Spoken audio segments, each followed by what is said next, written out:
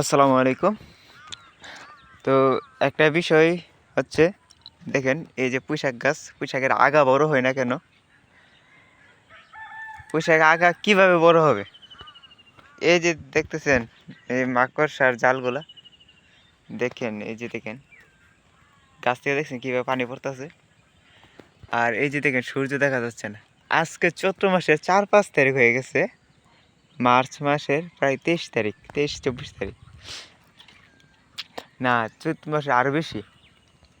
তো দেখেন এই যে গত শুক্রবারে এই ব্যাটটা রেখে দিয়েছিলাম আজকের বাজারের জন্য, আর ওইগুলা কাটছি। তো এই যে দেখেন একটা গাছের মধ্যে কি পরিমাণ পানি জমে আছে দেখছেন, মানে একদম ভরপুর পানি। কিন্তু এগুলাতে কিন্তু এই পুঁই শাকটা যখন জন্মায় তখন কিন্তু সম্পূর্ণ গরম লাগে, ঠিক আছে? গরম আবহাওয়া ছাড়া পুঁই শাক ভালো হয় না। তো এই যে আগাটা আমি আজকে 3 দিন পরে আসছি জমিতে। তো আমার কাছে মনে হইতেছে আমি যত বড় রাইখা গেছি এদেরকে, এটা আরেকটু বড় হয় নাই, ঠিক আছে? আর এগুলা কাইটা দিয়েছিলাম, দেখেন এই ব্যাটটা আর এই ব্যাটটা সেমই আছে। হ্যাঁ, ওইটা কি হয়েছে, এটা আগাটা কাটা দেওয়াতে এটা সত্যিটা ওই ছোট আগাটা পাইছে, কিছুটা বড় হয়েছে। আর এটা মানে এটা মনে হইতেছে যে এটা আর বড় হওয়ার কোনো প্রয়োজন নাই। তো শীতের মধ্যে গরমের ফসল এরকমই হবে। যখন ভরপুর গরম পড়বে তখন গাছের আগাগুলা বেশি বড় হবে, ঠিক আছে?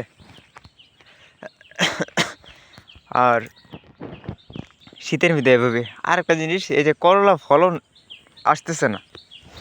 করলা কিন্তু গরমের ফসল, ঠিক আছে? কিন্তু শীতের মধ্যে কী করবো, সবাই তো মার্কেট প্রতিযোগিতা, কার আগে কে কী করতে পারে, এরকম একটা প্রতিযোগিতা তো লাগিয়ে থাকে। তো এই মধ্যে আমিও একজন প্রতিযোগী।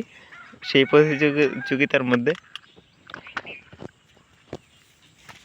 এই যে দেখেন করলা আসতেছে, এটা হচ্ছে টিয়া সুপার জাতের করলা।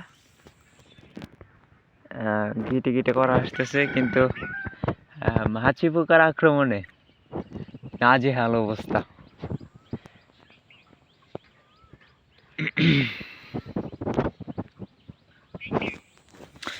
আর আমি ছোটোখাটো করে আমি সবগুলো প্রজেক্টে দেখাই।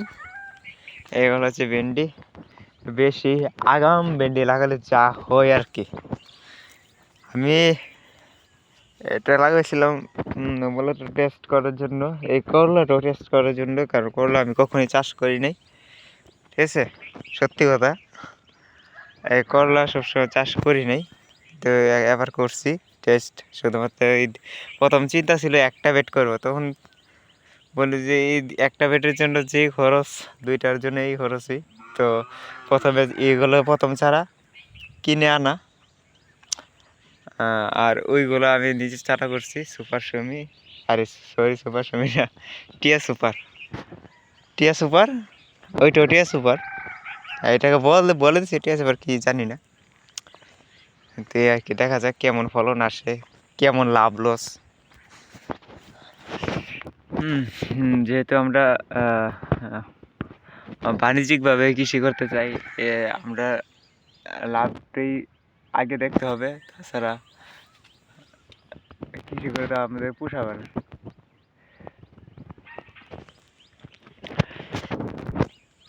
আর এই ভেন্ডিগুলো হচ্ছে দ্বিতীয়বারের মতো ভেন্ডি। কই এইগুলো তো গাছ চিকন হয়ে যাচ্ছে, তো এগুলা লাগানো হচ্ছে দ্বিতীয়বারে, আর এই গাছগুলা লাগাইছে তৃতীয়বারে, মানে 3 নম্বর। প্রত্যেকটা গাছ, একটা গাছের থেকে একটা গাছের দূরত্ব 1 মাস সময়, ঠিক আছে?